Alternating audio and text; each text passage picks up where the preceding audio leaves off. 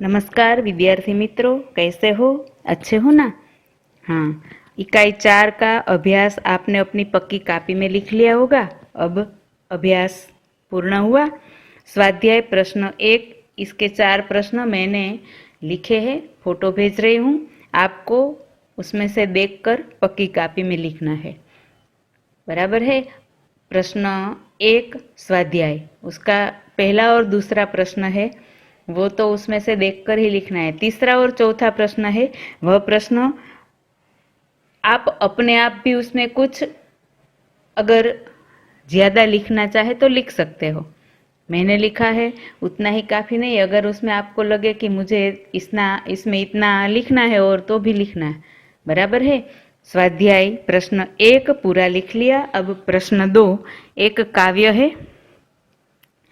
तो आपको क्या करना है, स्वाध्याय का प्रश्न पहला लिख लिया, उसे लिखकर फिर दूसरे प्रश्न का काव्य अपनी पक्की कॉपी में लिखना है।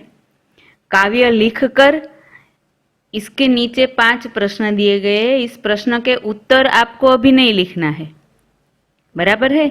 इसके उत्तर बाद में लिखना है। आज क्या करना है, तो काव्य में समझाती हूँ, काव्य को बराबर से समझना और इसी का भावार्थ अपनी रफ नोट में लिखना। पक्की कॉपी में पहला प्रश्न लिखना है, दूसरे प्रश्न का काव्य भी पक्की कॉपी में लिखना है, फिर दूसरे प्रश्न के काव्य का भावार्थ आपको रफ नोट में लिखना है, बराबर है। अगले तास में मैं दूसरे प्रश्न का जो काव्य है, इस काव्य के जो 5 प्रश्न है वह लिख कर दूंगी, बराबर है। तो क्या करना है, काव्य समझना है।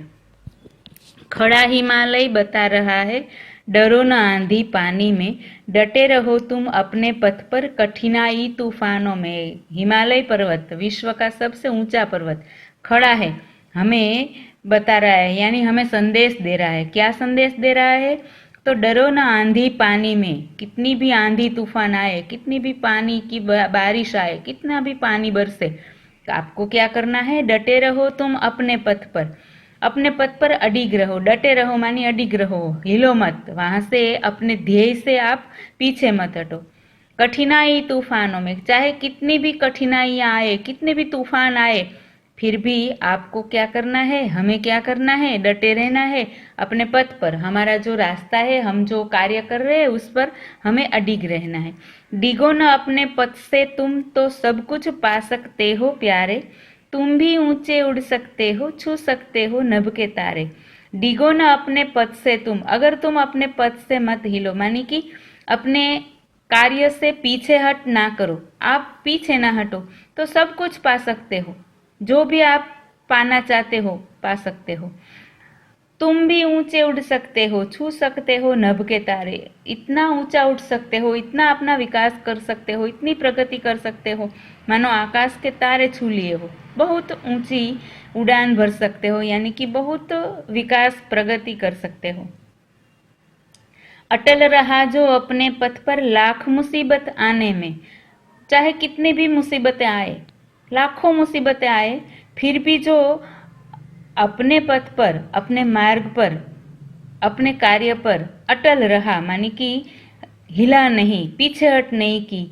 मिली सफलता उसको जग में, जीने में मर जाने में। उसी सफलता मिली है दुनिया में। सफलता किसे मिली है, तो जीने में या मर जाने में सफलता। मरना मानी आत्महत्या करना नहीं, देश के लिए जीना, अपने कार्य के पथ पर आगे बढ़ते बढ़ते, चाहे कितनी भी मुसीबत आए, मौत भी आ जाए, तो भी पीछे हट न करना, उसे ही सफलता मिलती है, बराबर है। अपने पथ पर जो अटल रहा, लाखों मुसीबत आए फिर भी जो अटल रहा, पीछे हट ना की, उसे सफलता मिलती है।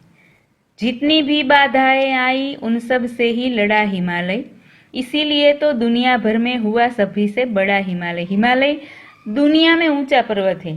क्यों? क्योंकि जितनी भी बाधाएं आई, जो भी मुसीबतें आई, उन सब मुसीबतों से हिमालय पर्वत लड़ा। हमेशा उसने मुसीबतों का सामना किया, कभी भी डर कर पीछे हट नहीं की। इसीलिए दुनिया में ऊंचा हिमालय मानी सबसे बड़ा हिमालय है, सबसे ऊंचा पर्वत है।